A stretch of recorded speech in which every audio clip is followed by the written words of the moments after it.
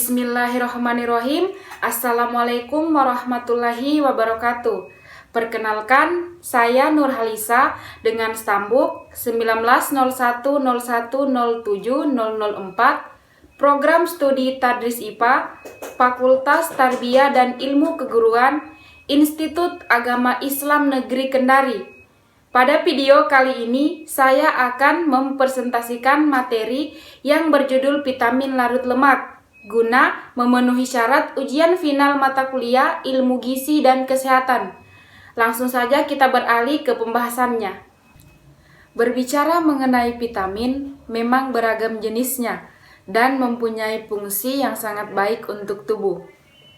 Vitamin merupakan nutrisi yang paling penting untuk tubuh kita, untuk menjalankan pertumbuhan fungsinya dengan baik. Vitamin sendiri berbeda dengan mineral yang tidak mudah untuk rusak.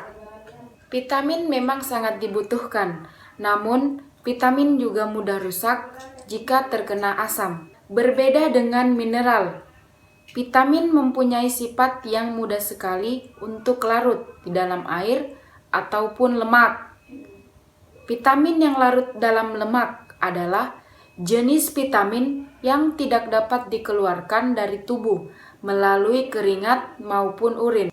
Serta secara umum, vitamin larut lemak hanya sedikit yang hilang pada proses pemasakan. Dan vitamin larut lemak bersifat toksik pada dosis sangat tinggi. Oleh karena itu, perlu kita ketahui vitamin apa saja yang termasuk ke dalam jenis vitamin yang larut dalam lemak. Vitamin yang larut dalam lemak merupakan molekul hidrofobik yang semuanya adalah derivat isoprin. Molekul-molekul ini tidak disintesis tubuh dalam jumlah yang memadai, sehingga harus disuplai dari makanan. Pemasukan vitamin-vitamin yang larut dalam lemak ini memerlukan absorpsi lemak yang normal, agar vitamin tersebut dapat diabsorpsi secara efisien. Gangguan absorpsi lemak yang disebabkan oleh gangguan sistem empedu akan menyebabkan gangguan absorpsi vitamin-vitamin yang larut dalam lemak. Setelah diabsorpsi, vitamin ini dibawa ke hepar dalam bentuk kilomikron dan disimpan di hepar atau dalam jaringan lemak. Di dalam darah, vitamin larut lemak diangkut oleh lipoprotein atau protein pengikat spesifik. Dan karena tidak larut dalam air, maka ekskresinya lewat empedu yang dikeluarkan bersama feses. Perlu kita ketahui bahwa macam-macam vitamin yang larut dalam lemak itu ada 4 macam, diantaranya retinol, tocopherols, piloquinone, dan calciferol. Tetapi di sini saya hanya membahas vitamin A atau retinol. Pada zaman kuno di Mesir, telah diketahui bahwa buta senja dapat diobati dengan mengkonsumsi hati, yang kemudian diketahui mengandung banyak vitamin A.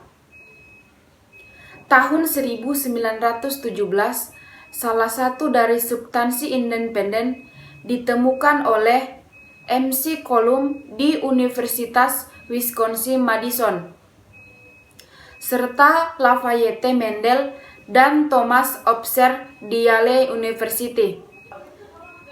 Vitamin A pertama kali disintesa tahun 1947 oleh 2 orang ahli kimia Belanda, yaitu David Adrian van Dort dan Joseph Ferdinand Arends. Terdapat 3 bentuk vitamin A, yaitu yang pertama retinol. Retinol merupakan bentuk vitamin A yang aktif dalam tubuh, disimpan di hati, yang selalu siap masuk darah dan digunakan oleh jaringan yang membutuhkan. Retinol dapat diubah menjadi retinal dan asam retinoid dalam tubuh. Yang kedua, preformat vitamin A. Bentuk vitamin A ini ditemukan di sumber makanan hewani. Retinol dan retinal adalah preformat vitamin A yang diserap dalam bentuk retinol. Yang ketiga, provitamin A carotenoid. Provitamin A carotenoid ini ditemukan dalam sumber makanan nabati. Carotenoid yang di dalam tubuh dapat diubah menjadi retinol. Bentuk aktif provitamin A carotenoid yang sering ditemukan di dalam makanan adalah beta dan alfa carotenoid dan beta tryptophan. Beta karotin merupakan bentuk yang paling efisien untuk dirubah menjadi retinol. Efisiensi kedua lainnya hanya setengah beta karotin. Produksi retinol di dalam tubuh dari provitamin diatur oleh jumlah retinol yang ada dalam tubuh. Oleh karena itu, konversi hanya berlaku untuk seseorang yang defisiensi vitamin A. Absorpsi provitamin juga tergantung dari jumlah lemak yang masuk bersama dengan profit, karena lemak meningkatkan uptake provitamin. Adapun sumber vitamin A yaitu tomat, wortel, daun singkong, susu, kuning telur, sayuran hijau tua dan buah kuning jingga, minyak hati ikan, dan lain sebagainya. Adapun fungsi vitamin A diantaranya, yang pertama penglihatan, yang kedua transkripsi gen, yang ketiga pembelahan dan diferensi sel, di mana sel merupakan bagian dari otak, otot, paru-paru, dan jaringan lainnya. Yang keempat metabolisme dan pertumbuhan tulang. Yang kelima fungsi imun atau kekebalan, yaitu dapat membantu pembuatan sel darah putih untuk menghancurkan virus dan bakteri dalam tubuh. Yang keenam, perkembangan dan reproduksi embrionik. Yang ketujuh, mengurangi resiko penyakit jantung dan kanker. Kedelapan, kesehatan kulit.